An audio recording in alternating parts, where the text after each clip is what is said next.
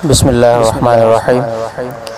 الحمد لله وكفى وسلام على عباده الذين اصطفى. أما بعد. ألف لام ميم. الله أعلم بمراده بذلك.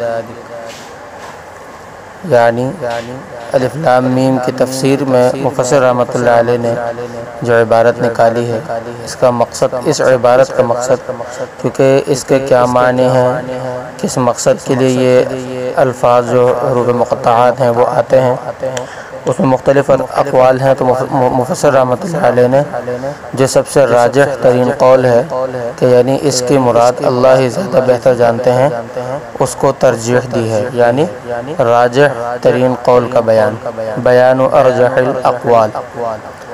ذالک ای ھذا، یہ یعنی ھذا نکال کر مفسر رحمۃ اللہ علیہ نے یہ بیان کیا کہ یہاں پر ذالک کے بجائے ھذا آنا چاہیے تھا. تو یعنی ذالک کا بیان کیا ہے، لیکن اصل مقام کا تقاضا وہ ھذا کا ہے.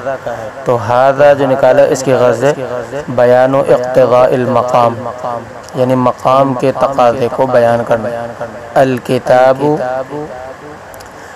الکتاب کے بعد الذی یقرؤہ محمد، الذی یقرؤہ محمد نکال کر الکتاب کے اوپر موجود الف لام کے عہد خارجی ہونے کی طرف اشارہ کیا. یعنی یہ الف لام عہد خارجی ہے اور کتاب سے متعین کتاب یعنی قرآن مجید مراد ہے. لا ریب، اس میں کوئی شک نہیں. لا شک، ریب کے بہت سارے معنی آتے ہیں، اس میں سے ایک معنی کی تعیین کر دی لا شک کا نکال کر، یعنی اس کی غرض ہے تعیین احد المعانی.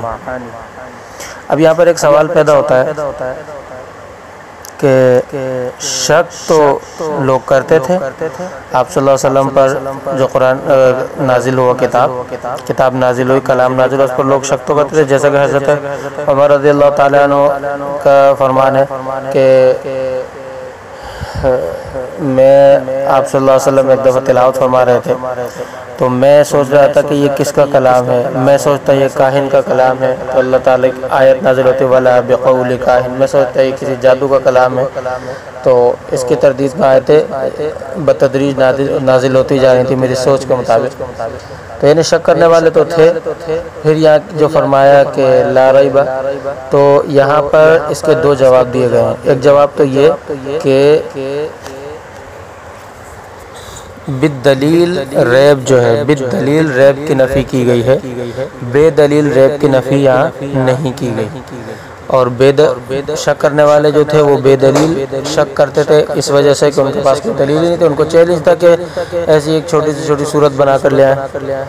اور دوسرا جواب اس کا یہ دیا ہے کہ یہاں پر ریب کی نفی کی ہے، شک کی نفی کی ہے، مرتاب کی نفی نہیں کی، یعنی شک کرنے والوں کی نفی نہیں کی. فیہ یعنی اس کتاب میں، انہ من عند اللہ. اس کے بعد جو مفسر رحمۃ اللہ نے عبارت نکالی اس کے مختلف حصے ہیں. ایک حصہ ہے انہ من عند اللہ، اس کا بیان ہے، اس کی غرض ہے محل ریب کو بیان کیا. یعنی شک کس چیز میں نہیں ہے کہ یہ اللہ تعالیٰ کی طرف سے ہونے میں شک نہیں ہے، محل ریب کا بیان ہے.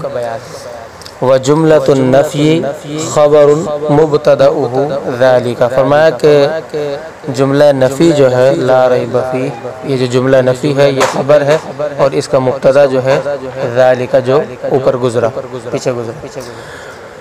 والاشارۃ بہ للتعظیم، پھر یہاں پر یہ سوال پیدا ہو رہا تھا کہ ذالک جب مقام کا تقاضا تو ھذا کا تھا، بعید کا اشارہ بعید کا کیوں ذکر کیا؟ یعنی قریب کا اشارہ ذکر کرنا چاہیے تھا، بعید کا اشارہ کیوں ذکر کیا؟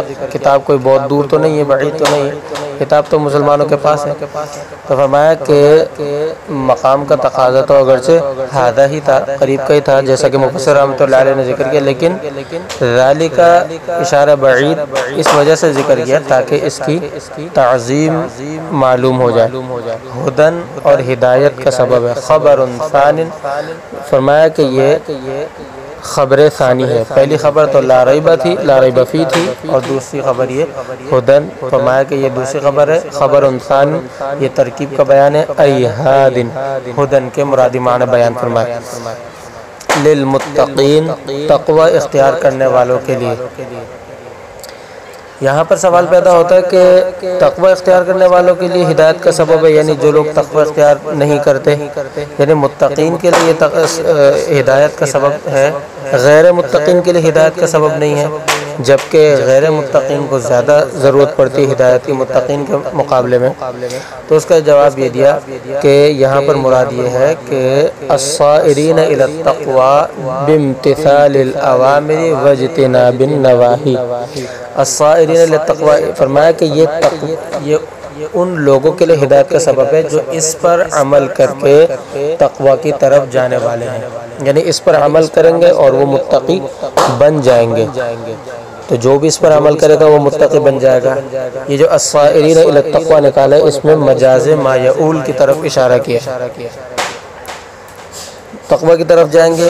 کیسے تقوی کی طرف جائیں گے، اس کی صورت کیا ہے، یعنی الصائرین الی التقوی کی صورت کیا ہے، فرمایا کہ بامتثال الاوامر واجتناب النواہی، کہ اللہ تبارک و تعالی کے جو اوامر ہیں ان پر عمل کر کے، اور نواہی جو ممنوعات ہیں ان سے بچ کر، ان سے بچا جائے، تو اس طرح تقوی کی طرف اور تقوی تک پہنچ سکتے ہیں۔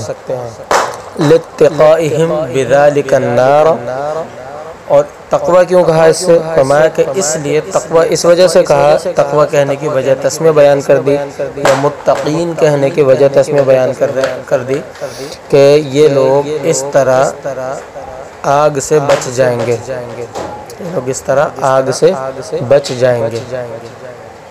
الذین یؤمنون، وہ لوگ جو ایمان لاتے ہیں، یؤمنون ایمان لاتے ہیں، یؤمنون ایمان کے بہت سارے معنی آتے ہیں، یہاں پر یصدقون، مفسر رحمۃ اللہ علیہ نے یصدقون نکال کر ایک تو راجح ترین قول کو بیان کر دیا، بیان ارجح الاقوال، اور دوسرا معتزلہ کی تردید کر دی، کیونکہ معتزلہ کے نزدیک ایمان مرکب ہے، ایمان معتزلہ کے نزدیک مرکب ہے، تصدیق قلبی، اقرار باللسان اور عمل بالارکان سے۔ ان کے نزدیک یہ تینوں ایمان کے جز ہیں، اور ایک بھی جز مفقود ہو گیا تو معتزلہ کے نزدیک بندہ ایمان سے نکل جاتا ہے۔ تو مفسر رحمۃ اللہ علیہ ان کی بھی تردید کر دی، یصدقون نکال کر کے ایمان صرف تصدیق قلبی کا نام ہے۔ بالغیب، غیب پر ایمان رکھتے ہیں، ای بما غاب عنہم، بما غاب عنہم نکال کر مفسر رحمۃ اللہ علیہ نے اس کی غرض بیان کی، یعنی مفسر رحمۃ اللہ علیہ کی اس عبارت کی غرض جو ہے وہ یہ کہ یہاں بتایا کہ بالغیب مصدر ہے، لیکن اس میں مفعول کے معنی میں، یعنی وہ چیز جو ان سے غائب ہے۔ کیا ہے وہ چیز؟ من البعث والجنت والنار، یعنی بعثت، مرنے کے بعد اٹھنا، جنت اور جہنم۔ یہ بما غاب عنہم کے اندر ما موصولہ جو ہے، ما مبہمہ جو ہے، یہ اس کا بیان۔ وَيُقِيمُونَ الصَّلَاةَ، اور جو نماز قائم کرتے ہیں، أَيَّأْتُونَ بِهَا بِحُقُوقِهَا، یہ اس کے لازمی معنی کو بیان فرمایا، يَأْتُونَ بِهَا بِحُقُوقِهَا یعنی نماز کو اس کے حقوق کے ساتھ ادا کرتے ہیں۔ وَمِمَّا رَزَقْنَاهُمْ، اور جو ہم نے انہیں رزق دیا اس میں سے، أَعْطَيْنَاهُمْ، یہ رزقناہم کے مرادی معنی کو بیان کر دیا، یا أَعْطَيْنَاهُمْ کی دوسری غرض یہ ہے کہ یہ رزقناہم کے مجاز مرسل کو بیان کیا۔ ينفقون، اس میں سے خرچ کرتے ہیں، فی طاعت اللہ، اللہ تبارک و تعالی کی اطاعت میں۔ یہاں پر فی طاعت اللہ کہہ کر محل انفاق کو بیان کر دیا، محل انفاق کو بیان کر دیا فی طاعت اللہ کہہ کر۔ وآخر دعوانا الحمدللہ رب العالمین۔